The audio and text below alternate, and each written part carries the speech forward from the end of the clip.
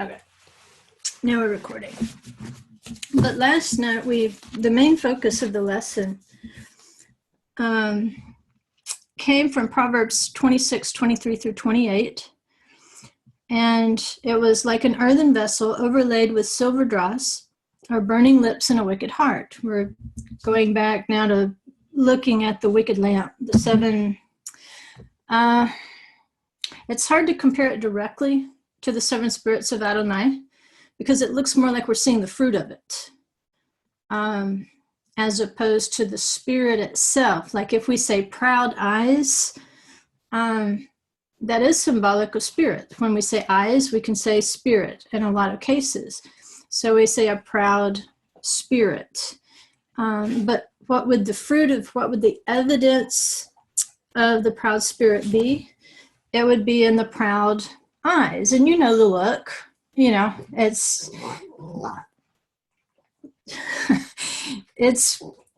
people who basically you feel like they're looking over you. You know, that it's just a facial expression. You can't necessarily describe it to someone, but you know it when you see it. All right.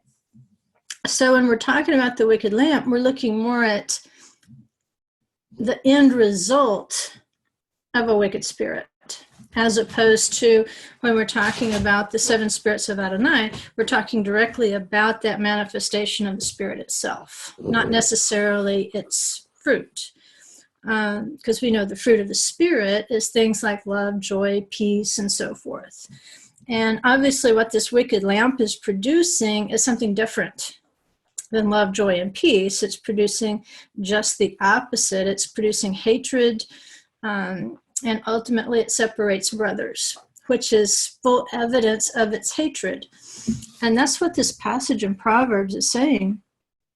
It says, he who hates disguises it with his lips, but he lays up deceit in his heart. When he speaks graciously, do not believe him, for there are 7 abominations in his heart.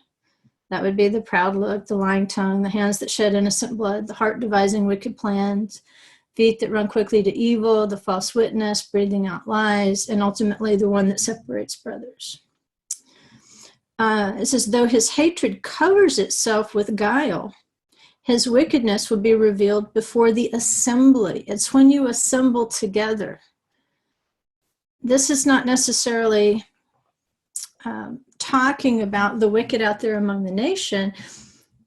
It's talking about the wicked that tend to join themselves to the holy community. They have kind of a parasitic relationship to the holy community. And so it's going to be revealed within the holy community. The place that we would like to be, the safest place to be, is fellowship with like kind and like mind. Those are the very sorts of gatherings that these parasites will attach to. Because if the whole goal, the ultimate goal, is to separate brothers, they have to go where brothers are gathering. You don't go where they're not gathering. You go where they are. And that's how you can ultimately accomplish separation. But, and this is the part I wanted to pick up today, it says, he who digs a pit will fall into it, and he who rolls a stone, it will come back on him. A lying tongue hates those it crushes, and a flattering mouth works ruin. So when he says he who digs a pit will fall in it, he who rolls a stone, it will come back on him, that's kind of a couplet, giving you 2 ways of seeing the same concept. If you knew your neighbor were going to come down a path, because that's the path the neighbor always comes down, and you were to dig a pit and cover it over with leaves and sticks and stuff so the neighbor wouldn't see it, what the writer is saying is, you're the one that's going to fall in the pit. The very pit that you prepare for someone else is the pit you fall into. If you're pushing a stone uphill to roll it down on someone else, the irony is you get to a certain point and the stone actually rolls back on you. So what you purposed to do to someone else is exactly what happens to you. You're reaping what you sow, if we want to use the old prosperity language. Whatever you sow is what you're going to reap. And someone pointed out in the chat box last night, I didn't see who it was, that this is like Haman being hanged on the gallows he had prepared for Mordecai. And that's a pattern through a lot of scripture, is the things that are the traps, the evil that we purpose for someone else, it actually, that same thing happens to us. And that's why I've always known that when you're teaching Torah and you take this very proud stance that this is the way you do it, or this is the way it's done, or this is what the text means, then you can bet your bottom dollar it won't be very long and you'll be tested on that very thing. In other words, if you take that high position, then you will be tested to see if that position is really where you should be. And if it's not, you might get knocked off of it. Because sometimes to take that high position, what you have to do is knock someone else off of theirs. And we see a lot of that in the Hebrew root circles. It's kind of disturbing. It's not enough for you to believe what you believe, but you have to prowl and troll around on other people's websites or Facebook sites or wherever you can find somebody that disagrees with you. And you have to knock them off their doctrine or their belief or their Facebook post, whatever it is. It's like there's this compulsion that I have to fix everybody. And it's very immature in some cases, and in some cases it's this wickedness that we're talking about. They're laying traps for other people, and ultimately they will fall into their own trap. Or if they take this high position on something, it might be 1 year later, it might be 5 years later, it might be 20 years later, it might be in front of the throne itself. But they will find out that that high position was just a faulty belief. They cannot hold or maintain that position. You know, it all sounds good until you're standing in front of the judge, right? And then you're not so proud of it. You're more like, this is what I said, and if it was wrong, I'm sorry. I should have studied more. I should have thought it out more thoroughly. That, to me, is the way we're going to be in front of the throne. Or even, I wish I had never said a word because I realize how foolish I am compared to your infinite wisdom. But the alternative is not to speak at all. And we can't do that either. He made us with mouths to speak. And that's how we're like him. We are speaking souls. We have a voice, but we have to use it judiciously and not in wickedness. We're using our words and our lips to set traps for other people or try to roll a rock over them, basically. And where are they getting this principle? Well, other than I'm sure, we can say it's divinely inspired. I wanted to point out, and we're in the Torah portion, Yitro, and it's in chapter 18, verse 11. And again, I'm looking at the Targum because it's how it was explained to first and second century people. What exactly does this text mean? And when we read in the Targum, it says, and this is Yitro talking, Jethro. I'm sorry, if I say Jethro, I think of this, mixing bowl full of cereal and the Beverly Hillbillies. I just can't help it. They that's why I say Yitro. It keeps my mind on things. But then obviously it says Jethro right here. So, but Yitro is kind of a fun word. It means better. Like Yoter Tov means more good. So it means like more or what's added. And for Yitro, he was like an added bonus for Moses. He has a very wise father-in-law who comes and gives him great advice in the desert.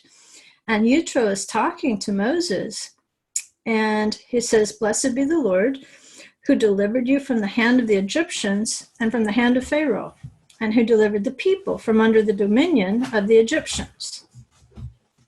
He says, now I know that the Lord is great, and there is no God except for him. Because that which the Egyptians thought to judge Israel, with that they were judged. All right, so the Targumist is taking the very terse, cryptic biblical text and saying, this is what we take away from it. The very thing that the Egyptians thought to kill the Israelites with, which was water, throwing the babies into the Nile, and then ultimately chasing them up against the Red Sea and thinking, if we don't get them, the water will. But as it turned out, the water became that source of salvation because Moses was drawn forth from the water. And then he pops up 40 years after he disappears, leads them right back to a body of water, leads the Israelites across. And again, that very source, the water that Pharaoh thought would kill the Israelites, now kills Pharaoh. So that's what the Targumist is saying. That which the Egyptians thought to judge Israel, with that they were judged. And see, there is a judgment that seems right in your mind at different points in your life. How many of you have ever changed your mind on something? You judged people one way, or you judged yourself one way, maybe 10 years ago, 20 years ago, and today that standard, that measure of judgment has changed. You feel like you're moving closer to a biblical alignment with every year of your life. Because remember, in Hebrew, a year, shana, it means a change. Like, if you do something with a shinui, you do it with a change. You do it slightly differently. So what is a shana? It's a year where each year you will make a slight change. You will do things slightly differently. And over time, as those changes accumulate, look how much different your life is today in terms of what you believe and what you do, and the way it was 10 years ago. Now, you don't compare this year to last year. That's not how you do it. Because remember, the change is only slight. I didn't get these wrinkles around my eyes overnight. In fact, I could probably put names on every one of them. But it took years for time to stamp itself with my changes. So a lot of my changes have been very positive. But if you look at my physical body, you would say, well, probably not so. The body tends to go, it changes in the other direction, in directions that we don't like. But spiritually, emotionally, the development of the soul under the leadership of the Spirit, it's wonderful changes every step of the way. And so again, looking back, we can see the wisdom in withholding judgment in a lot of cases. Now, sometimes we do have to judge. If there is blatant, unrepented sin, are you expected to judge that? Absolutely. That's why we have judges. In fact, there's a whole book called Judges, right? But that's different than really judging someone's change. Because remember, our changes are gradual, and a lot of times we're judging that person. For me recently, I think it was a generational judgment. I'm ready to knock somebody's head off because they're being disrespectful, but to that generation, that's not disrespectful at all. That's just how they roll, babe. Take it easy, mama. And they roll up on me again like that, see what happens. But it's generational. And she's not undergone the same changes yet that I have. So we have to be careful and judge the person where they are, at the level of change where they are.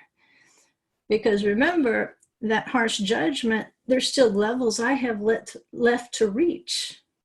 And what if somebody up here at this level judged me with the same harshness at my level of change, then I have judged this person at her or his level of change. That's where we have to be careful. But for the Egyptians, it's pure wickedness. They're aiming to kill. And that's what the Proverbs is saying. You can kind of tell with the wicked lamp because of the fruit. It gives you, it's more concerned with helping you identify the fruit than the spirit itself. And that's a blessing, because to me, the fruit is a lot easier to see than the spirit. Even though I know when we were in the church, we ran around saying this person's got a religious spirit and this person's got a lion spirit and this person, we don't know if they do or not, but we can judge the fruit.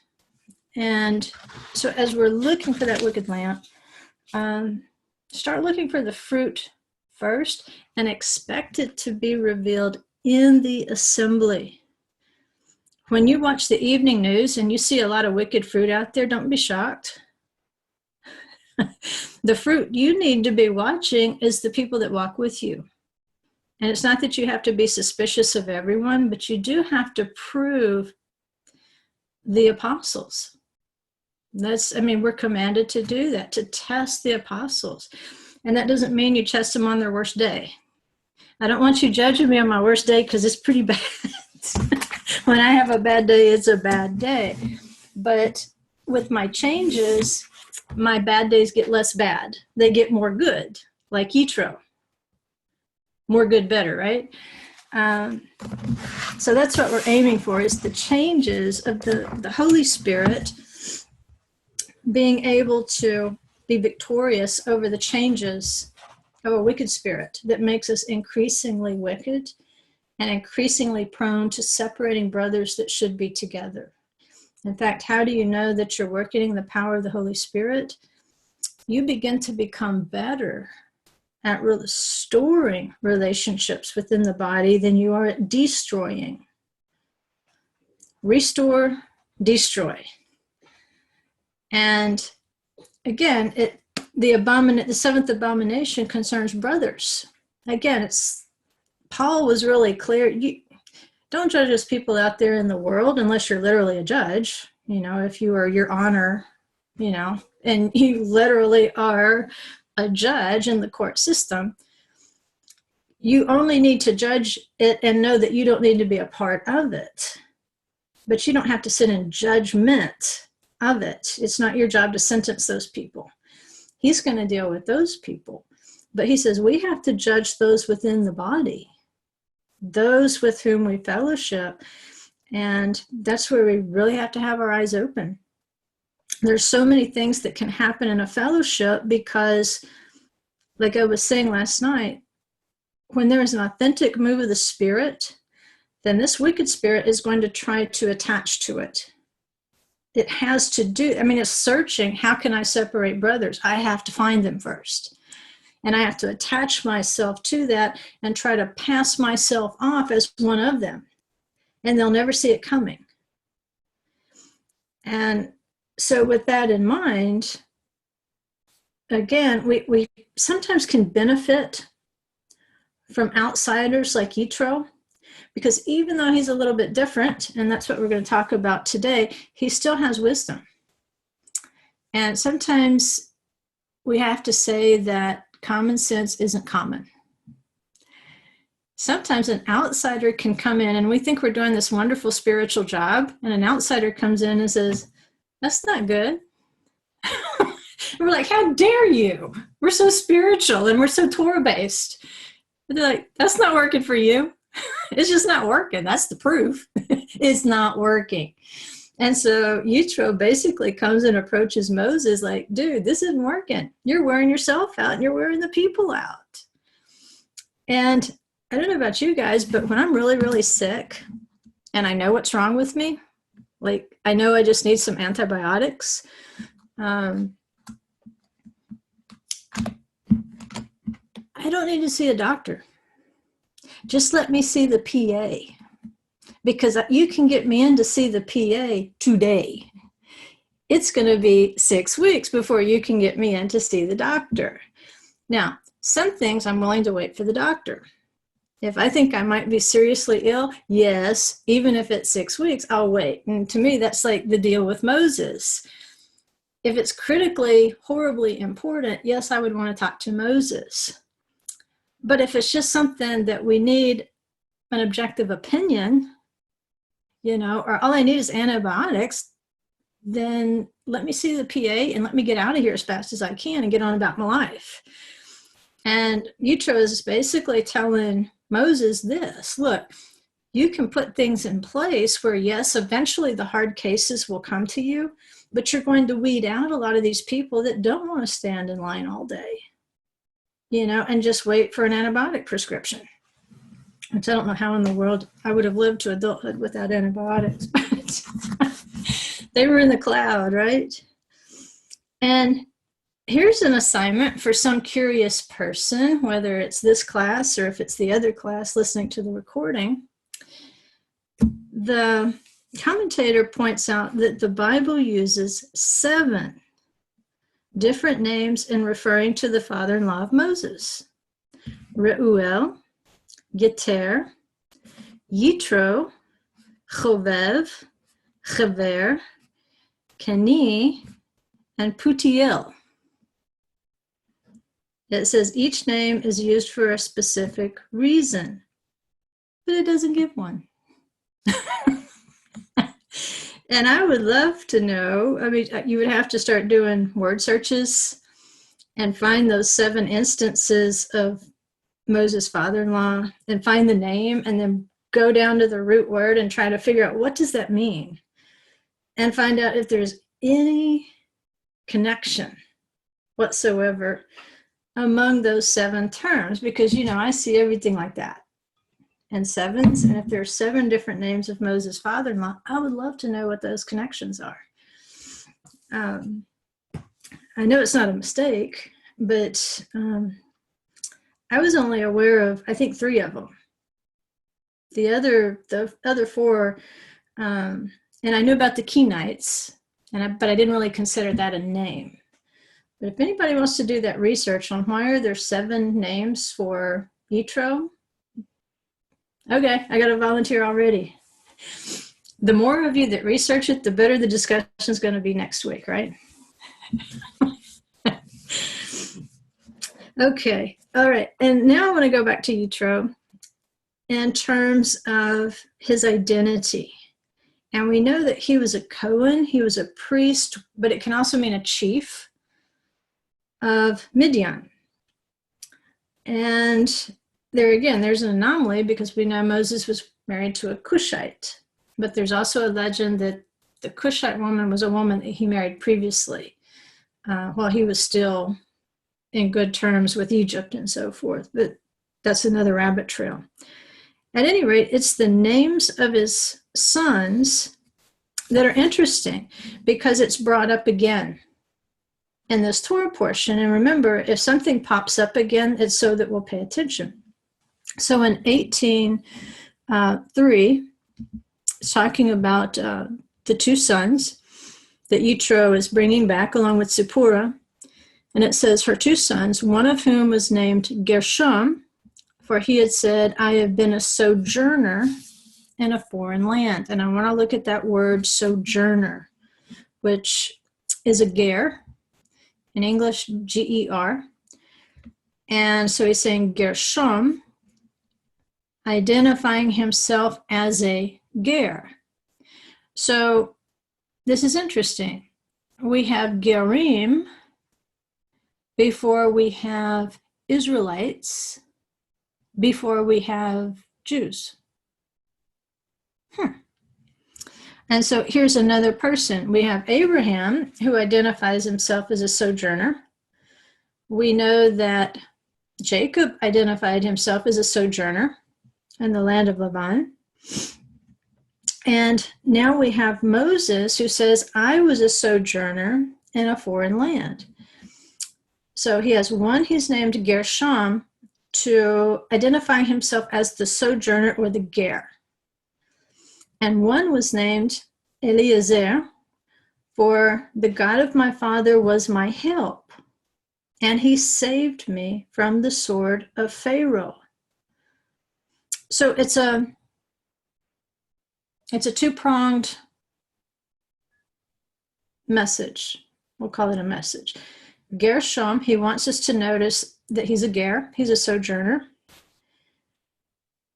And he wasn't born in the land. Remember, only one of the 12 sons of Jacob was born in the land. And the rest were in a land of sojourning. So we've got Gershom, remember that you're a Ger, and 2, remember that God will help. Because it says he saved me from the sword of Pharaoh. So there is a salvation message along with a status message that even when I was not in the land and I was separated from my people, because he's talking about these 40 years. Shine. Stop the hysterics. Yes, stop it. And sorry, she's a drama queen.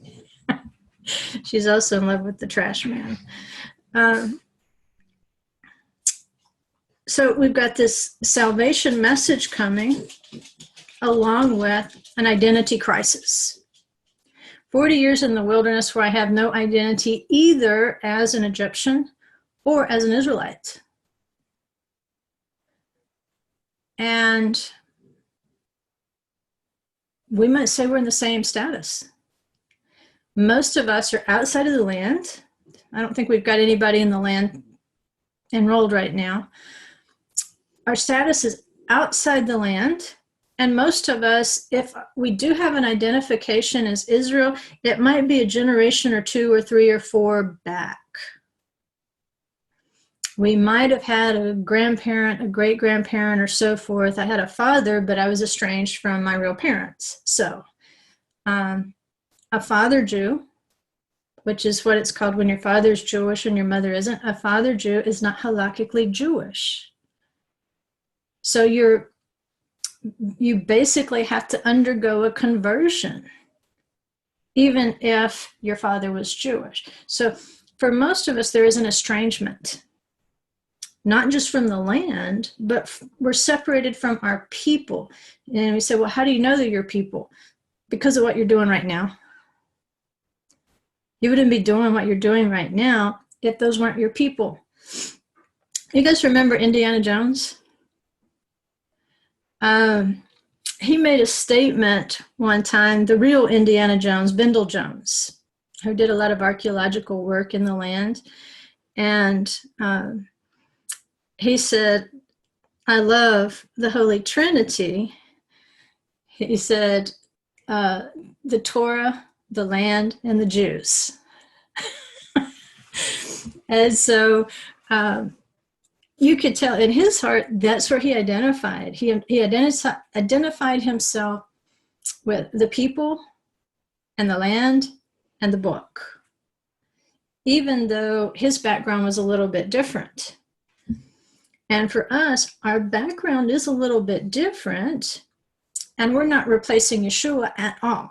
That's what sets us apart. In fact, we're saying he's at the center of it all. It's because of Yeshua that we even identify with a land and a people and a book.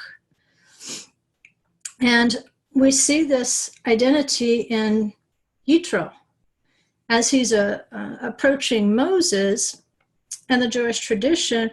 He became a convert. But here's the problem with that.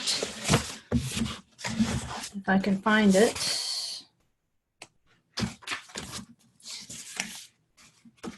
And this is a problem that we run into, or an error that we run into when we're reading from Jewish sources. And most of these written Jewish sources are going to be developed since the 1st century, since the destruction of the Second Temple. Up until that time, most things are going to be an oral tradition. Some of it might be written down. You're going to find fragments here and there. But here's the problem. When we read it today, and this is a book by Dov Ben Avraham.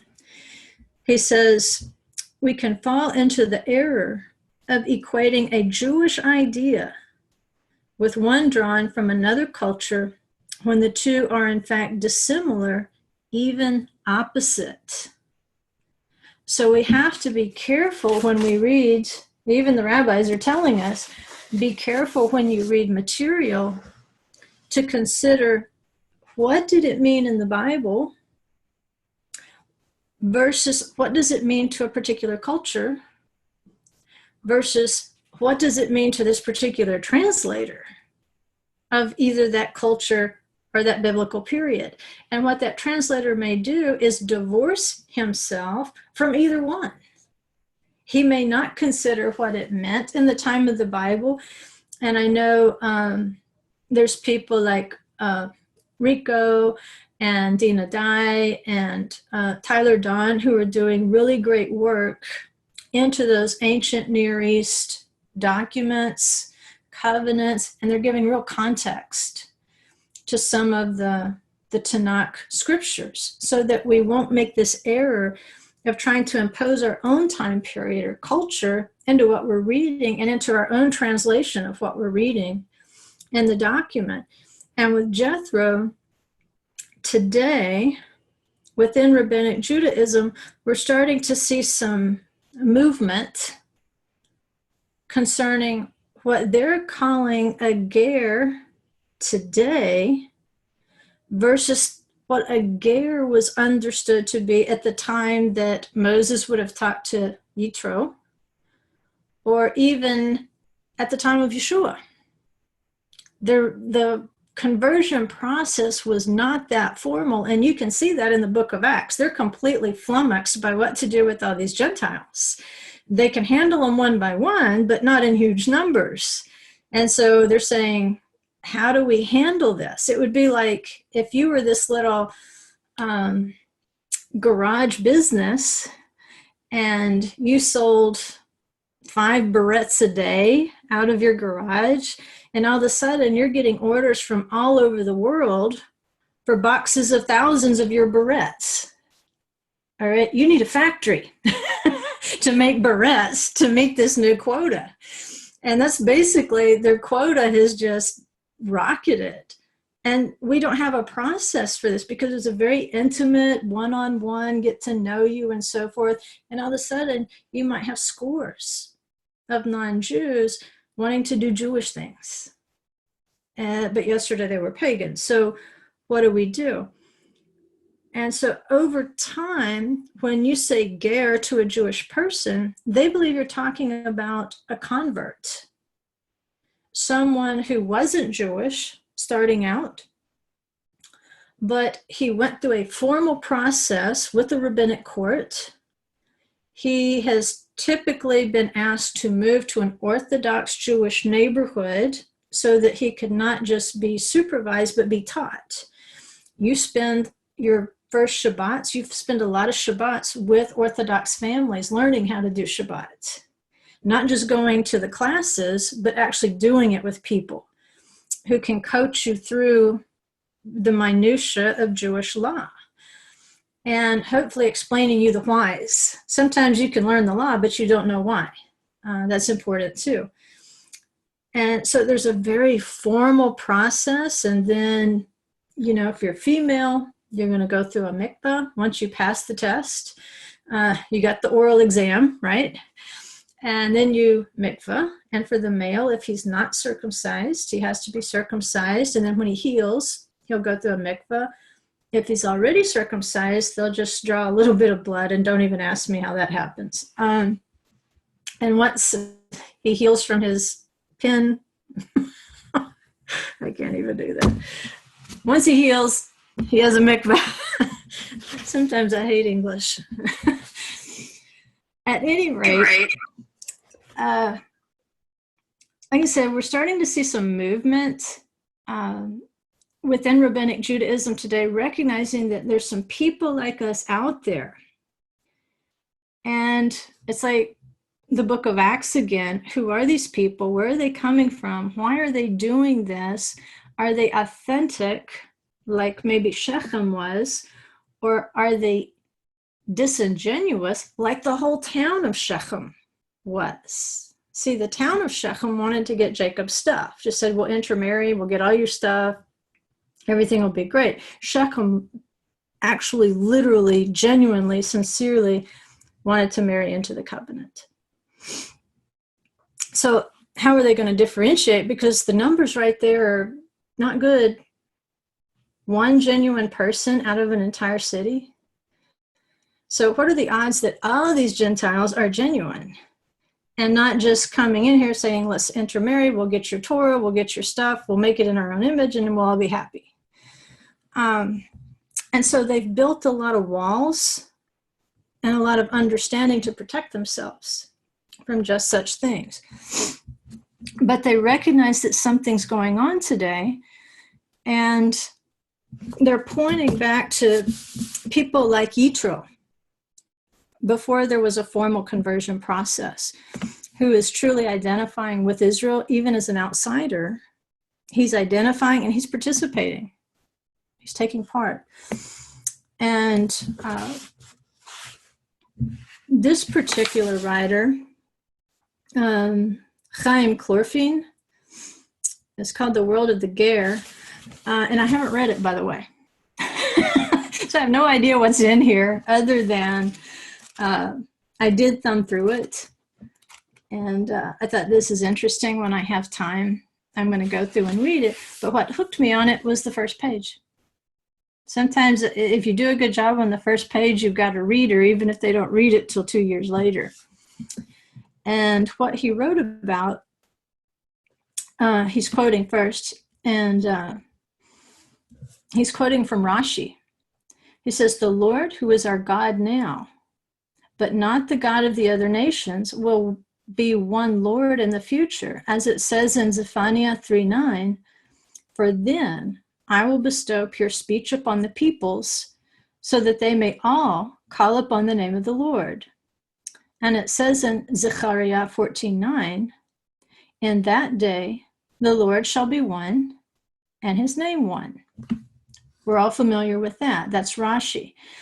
And so he's identifying it with the nations, the peoples of the nations. And it's interesting how many times in this Targum, which, remember, is more of an explanation than a translation, instead of preserving Elohim as the name of God, they will substitute Yod He Vav He.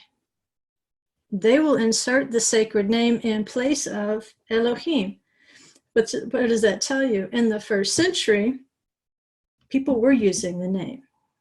How they pronounced it, we're not sure. I tend to believe it's pronounced just like it's written. I don't believe in big conspiracies. It's usually the person selling the conspiracy that's making the money off of it. So at any rate, and this is what the author said concerning what Rashi said. He says, Jewish law, halakha, has never addressed this Gentile of the future, because it is not the way of the rabbis to make rulings about a devar shelo bela'olam, a thing that has not yet come into the world. But today, this evolved Gentile exists, perhaps for the first time ever, but certainly for the first time since the destruction of Solomon's temple more than 2,500 years ago. Now that's interesting. What are they saying? We developed an understanding of what a ger was based on bad history. But in the time of Solomon's temple, and as I scan through here, that's kind of what I see, the position he's taking, that there were lots of gerim at the time of David and Solomon. Like David, he hired Hittites for his army. Now, don't tell me that they brought Hittite customs into Israel. It had to have been that they attached themselves to Israel and took on the laws, which is what the law says. There's going to be one law for you and one for the ger. And so the ger, they're saying, are these people who spontaneously, and it's not really spontaneously, because we'll look at this other book that talks about the spark within the person that drags them back to the land, back to the book, back to the people. Because the ger, there's a root there involved in ger that means to drag, like with a net. So they're saying it's the spirit of Adonai that is dragging these Gerim back to the book, back to the people, and so forth. That it's really not unexpected that it's prophecy, that Zephaniah, and among other passages like this paleo prophecy of Yitro, it's always been understood that there would be one people and one law, both for the ger, the one who's being dragged back, not the one who's dragging his paganism into Israel, but the one who is being drug in. I guess from now on we can say, look what the cat drug in and we'll be okay. But the big cat, you know, Yeshua, the lion. I don't know.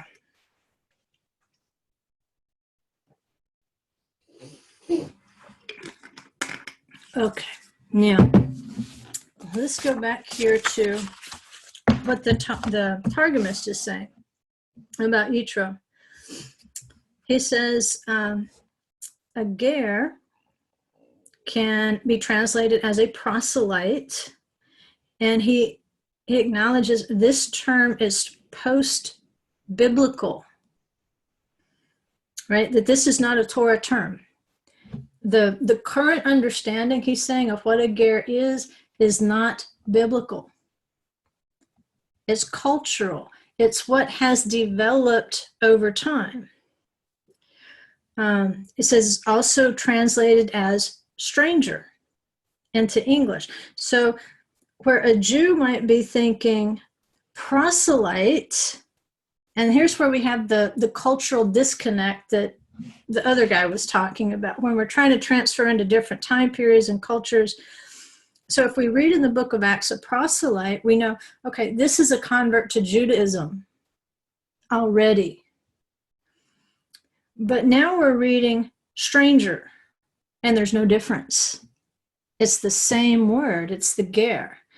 So the same ger that would have come into Israel at the time of David or Solomon and taken on the same Torah as Israel, that is the ger.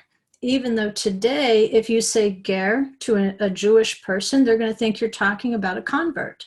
Somebody who wasn't Jewish, went through the process, and now they are Jewish. That's the mindset when you talk to them. And I think that's why there's a lot of confusion sometimes. Because in our mind, you don't have to be Jewish, whatever that means. It's still under debate whether it's cultural, ethnic, religious. And the answer is probably yes to all that. But I wanted to go through some of this commentary, again, by people who have been studying these ancient gerim of Scripture versus a ger today. Because and there a lot of it, they're basing on the information we have about Yitro, right? And he explains when he says there is a ger tzedek, which should not be confused with a ger toshav, and I'll write those for you. Of course, it doesn't want me to make up my own words.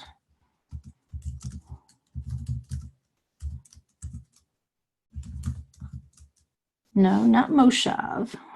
Just quit trying to correct me. There. Ger tzedek, not get. It should say ger. It doesn't like that word. So it's ger tzedek, which is a righteous Gentile, or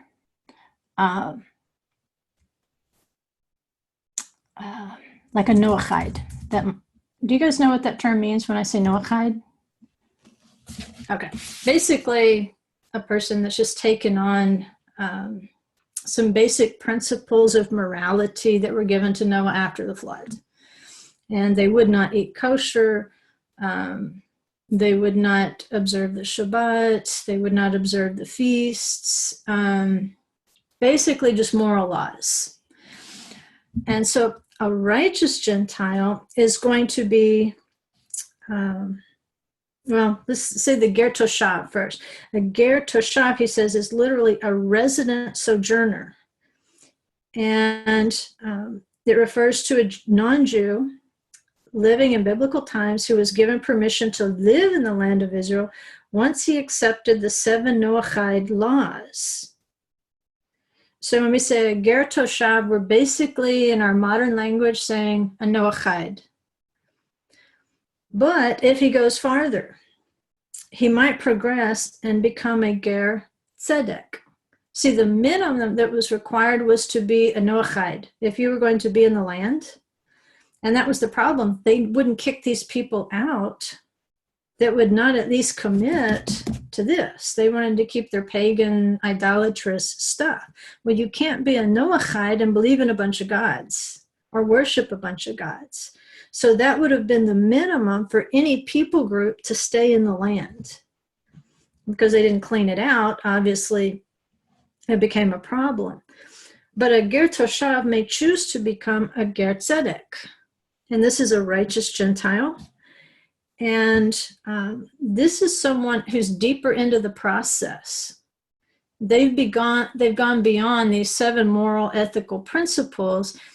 And at this point, they're learning how to come under the rules or the laws of the Torah.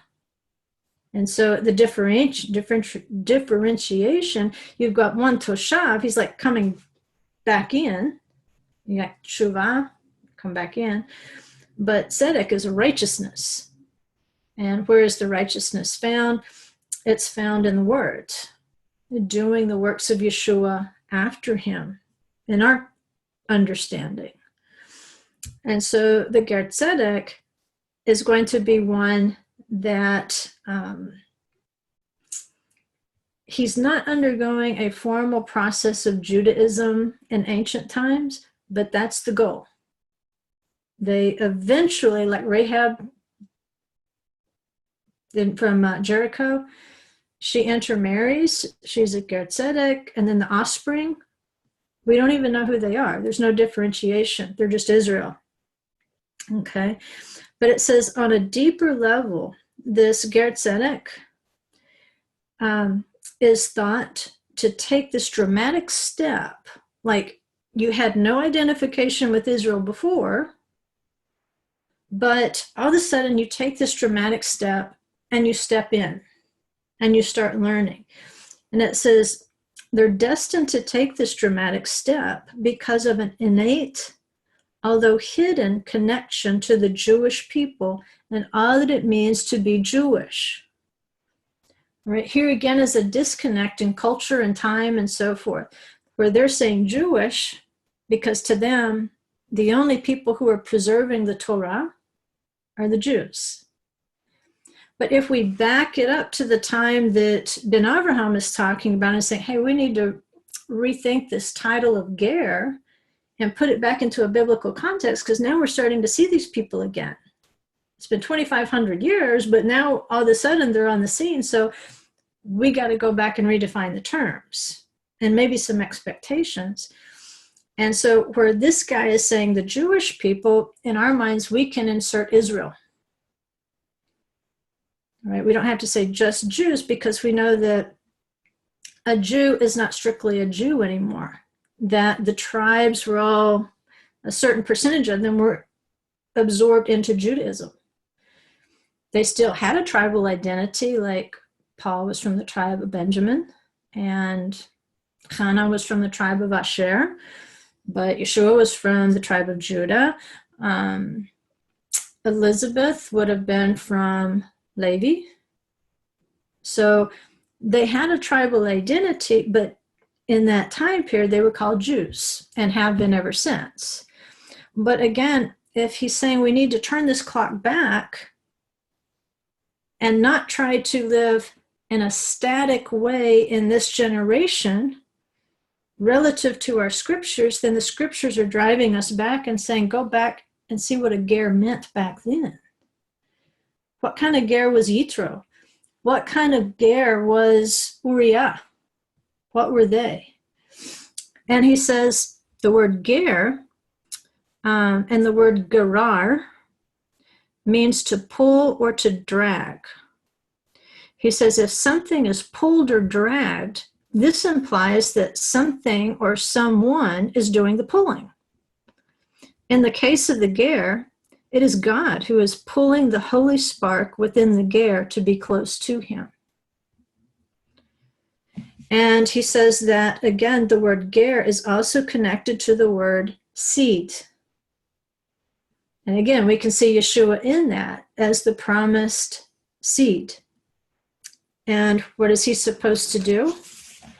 And again, he's not just supposed to deliver the Jews, he's supposed to pull the nations in. That's part of their expectation. And to retrieve the lost ones from the nations. They know that the lost ones are out in the nations, but they've completely lost their identity. And Mashiach is going to be the one to sort this out according to their literature. Not according to what we made up at the last convention, according to their literature. And it says that, let's see, make sure I'm not getting ahead of myself here.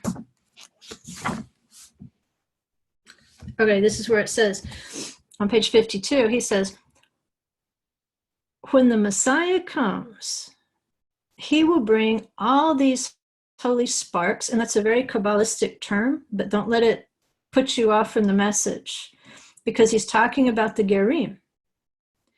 He says, when the Messiah comes, when Mashiach comes, he will bring all these holy sparks up to God to sort through and to select out of those that contain the souls of the Gerim.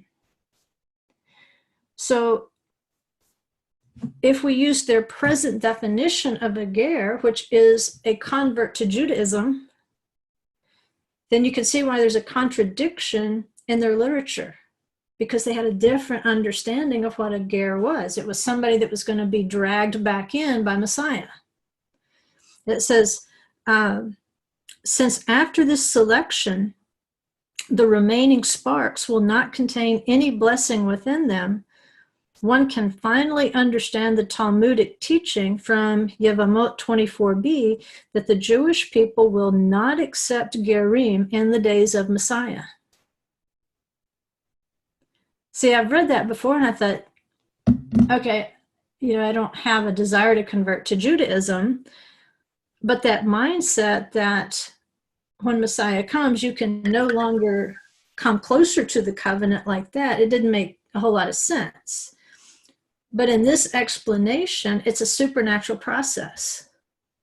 Will you it's read it? Actually the Spirit of God that's dragging these people in, and it's Messiah who has to sort them out. I see a hand. Yeah, will you read that last sentence again? Okay. Let's see. I think that whole paragraph's a sentence. Since after this selection, the remaining sparks will not contain any blessing within them, one can finally understand the Talmudic teaching that the Jewish people will not accept Gerim in the days of Messiah. Now, what does that mean to us? If it's true. And sometimes with these things, I don't know that I can roll with it completely in my understanding, but there's a principle in it that makes sense. And it goes back to the principle of the Eruv, which is like that seventh millennium prepares us for the eighth. So you have Shabbat, right? Okay, you can't work on Shabbat. So the long ago question was, if we have to keep an eighth day Shabbat because of a moed, then how do we keep the seventh day Shabbat, knowing that we have to have a preparation day for the eighth day Shabbat, for the second Shabbat? And the answer was, you can do an Eruv Tavshilin. In other words, let's say it's happening on a Friday, just for simplicity's sake. We're going to have sundown Friday, which takes us into Shabbat. And then the very next day, so we've got Saturday Shabbat, then we have Sunday Shabbat, because that's going to be the second Shabbat. So how do I get ready for this Shabbat that's going to fall on the first day of the week? Well, the Aruv says that as long as you start the cooking process before sundown on Friday, you may allow that food to continue to cook until it is fully cooked on Shabbat. You just can't start the process. You can't start cutting up vegetables. You can't kindle the fire. It has to already be in some sort of process. And in that case, you let it finish so that you can have that full enjoyment of the 8th day Shabbat. And that's the way that they're seeing this millennial period, is basically knowledge is going to increase. The knowledge of Adonai is going to increase, but it's going to increase only according to the degree that you invested it. What you started cooking before the 7th day set in, the millennium with Yeshua. And so whatever you started, you will increase. For some people, they were good at salvation. Will they grow in the knowledge of their salvation? Yes, because they started cooking. But if they invested nothing in the kingdom, they can't start. You can't start a brand new thing at that point. Whatever you increase in is what you have already established. All right? And so you don't even get that start without Yeshua in terms of his work to pull the ger in. And I don't believe that he ever quit pulling the ger in. Remember the change? Well, generations have changes too. And sometimes we're faithful in our generation, but we have not attained the level of a different generation. It says Noah was righteous in his generation, right? It even says Lot was righteous. And I'm like, seriously? Well, comparatively speaking, in his generation, if we take Abraham out of the factor, he was looking pretty righteous next to everybody else. And that was the level that he attained. Could he have attained more? Absolutely. And he would be cooking more on that Shabbat. He would have finished. But you can only finish what you start. But Yeshua is the start. And he gives you the grace for your changes, for whatever that change is in your generation, because every generation has been a process of bringing and dragging us back. We saw a kind of a hiccup in the 1st century of the Gerim being dragged in, and then all of a sudden that Shechem mentality took over and they commandeered everything. And so our ancestors back there, many of them, they were faithful in their generation, and they will be able to fill up to full measure based on that faithfulness. But for someone who consciously said, well, I don't know, we'll wait and see if God wins. Oh, God won. Let me get on board. I want to be Jewish. They're saying, nuh-uh, that's not how this works. You don't wait to find out who the winner is to pick the winning team. That's not the way it works. That's not faith.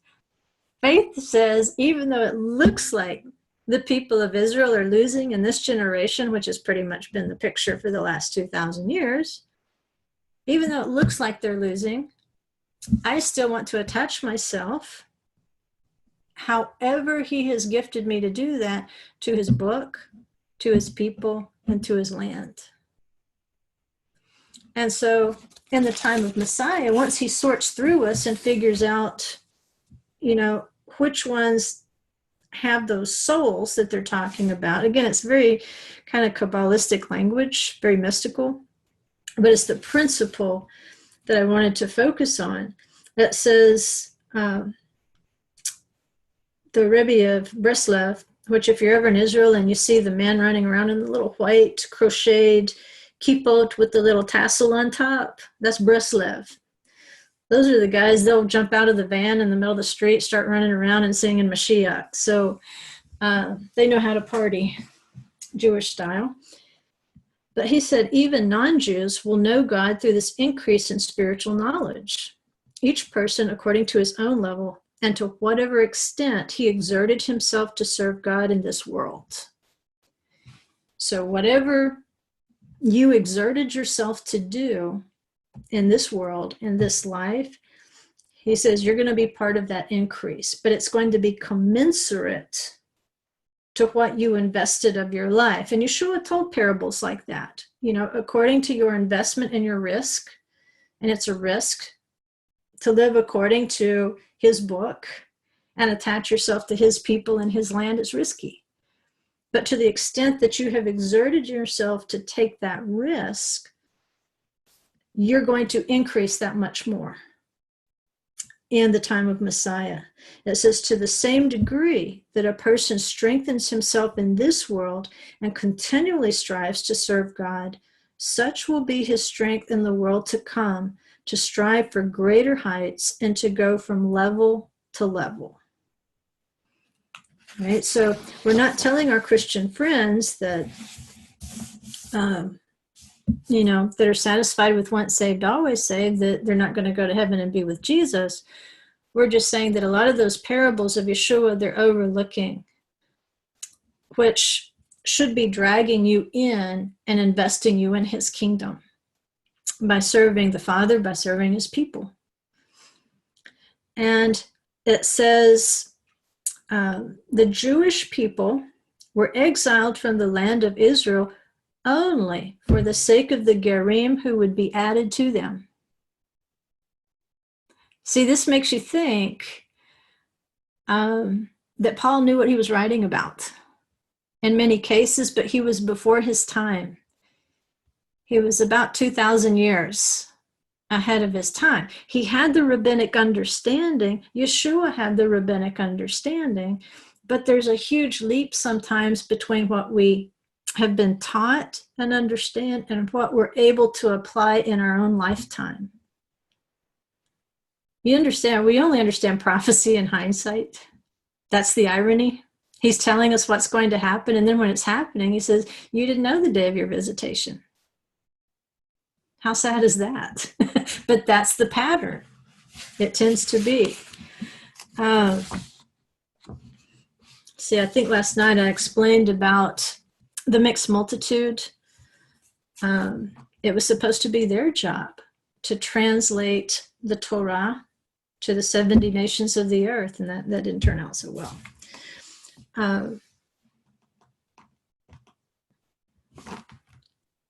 And this is an interesting thought because we have covered the tefillin as being one symbol of the difference between 666, meaning the beast, and the 666 as it pertains to a man, because what's actually for the man is the 6666. Vav, vav, vav, vav. And we saw the picture on the PowerPoint because it represents both the letter and the spirit of the Torah, as well as the spiritual authority of the Torah. But, and this is actually on a commentary from Yitro, the Torah portion Yitro. It says, the souls from all the nations that had fallen in Egypt were not all elevated. Remember the Erev Rav, the mixed multitude that kept causing trouble?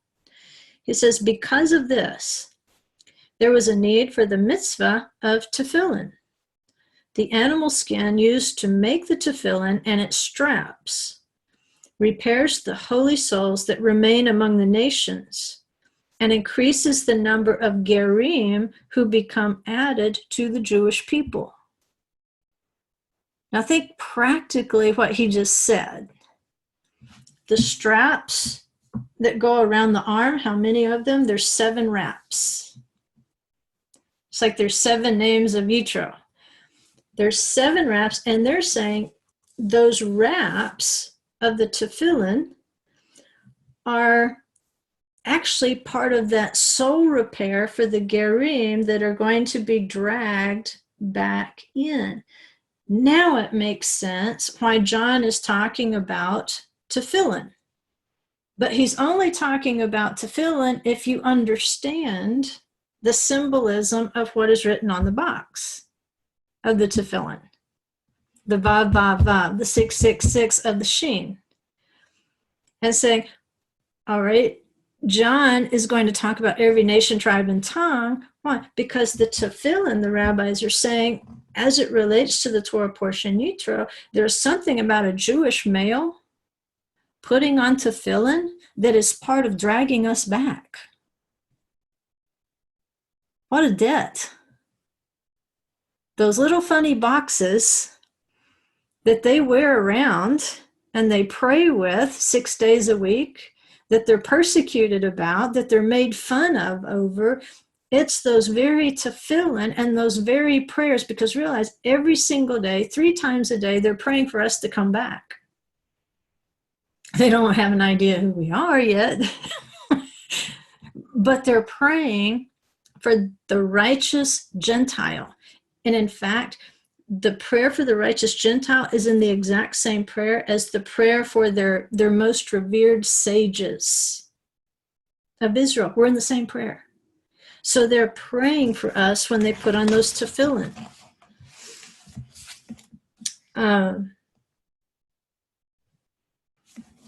They also contrast. They say there's 2 types of Gerim who will come back. Remember in Esther, there came a point where people got so afraid, they started saying they were Jews even when they weren't. They wanted to identify with the Jewish people out of fear and self-preservation. All right. The Mishnah also prophesies of a time in the end times where it says that the Gerim, non-Jews, they will, I'm trying to get it right, I don't know if it's talit or tefillin, might be both. And they'll basically start acting Jewish. But says when the hardship really comes, when the persecution comes, they'll kick over their sukkot and they'll rip off anything that identifies them as Jewish, or in our case, biblical, and they'll run away. So that tells you that there is a type of ger that they expect to be disingenuous, inauthentic. But if they're talking to you about something that is fake, just like we have 7 abominations, well, what do we understand about that? We also have 7 spirits that are holy, that are one Holy Spirit. So if there is a fake one, it tells you there's going to be a genuine one. There will be those who will not run away and rip off anything that looks biblical and kick over their sukkot when the persecution comes. It says paralleling these 2 levels among the Gerim are Jethro and the Erev Rav, the mixed multitude. Said Jethro, who had pure motives, and the Erev Rav, who only sought to join the Jewish people out of fear and concern for themselves. So they're using that as contrast. In fact, they blamed the battle with Amalek on the Erev Rav. I don't know if that's true or not. But it says there will be people who join the Jewish people out of fear or opportunism. And with that said, there's also a ger who is going to return not out of self-preservation or opportunism, but authentically, sincerely, because it's the Spirit of Adonai himself, Mashiach himself, who is dragging them back in so that they can be sorted out.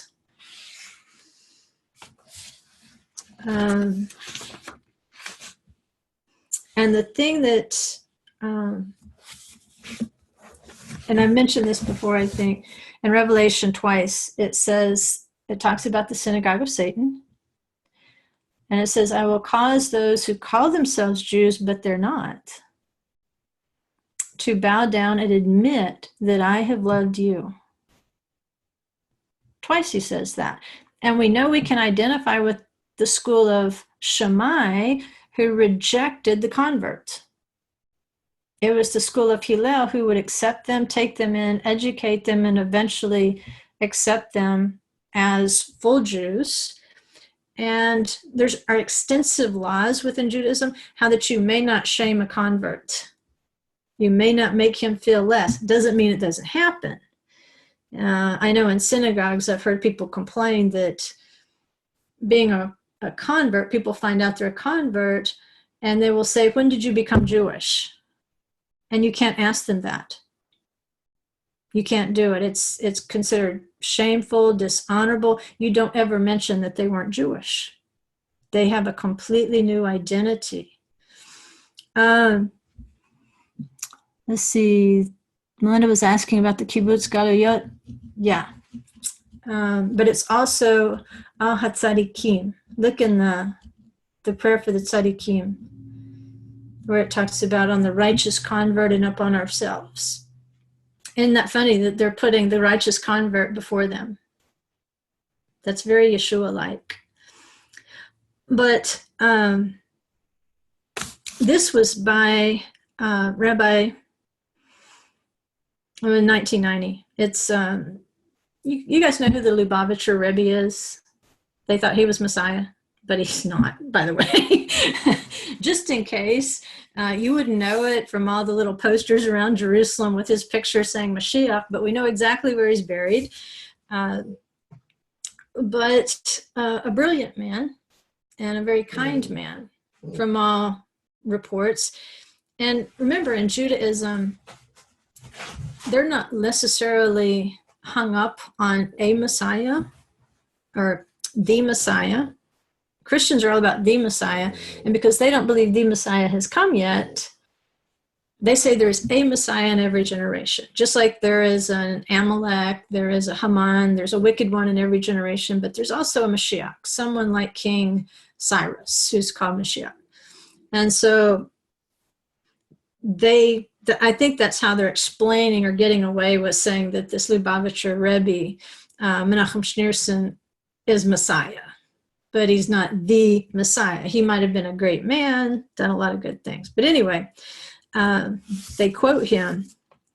It says, Rabbi Baumzer introduced the Lubavitcher Rebbe to a young man who had recently completed the conversion process. Hearing this, Lubavitcher Rebbe said to Rabbi Baumzer, explain to him that he is more beloved by God than you and I. Because it says he loves the ger. Right? So in his modern mind, this is a ger. He's converted to Judaism. But if you take that same statement and you put it back into temple times, who is the ger? It's the one who's being dragged back in, not necessarily one who's gone through a formal conversion, but one who is being dragged back in and connecting with the people, the land, and the book. And that's what he said. The sojourner, Moses says, I'm a sojourner. Abraham was a sojourner. And they were beloved by God. And that's what the Lubavitcher Rebbe is saying. He's more beloved by God than you and I, because you and I didn't have to work so hard. We were born into it. But this ger has to take risks. He has to suffer loss. He has to lose friends and family. In a lot of cases, it changes his whole life. It goes against everything he's ever learned. And in spite of that, he crosses over and wants to identify with the Jewish Holy Trinity. And that's the way that they look at things, is that the ger is more beloved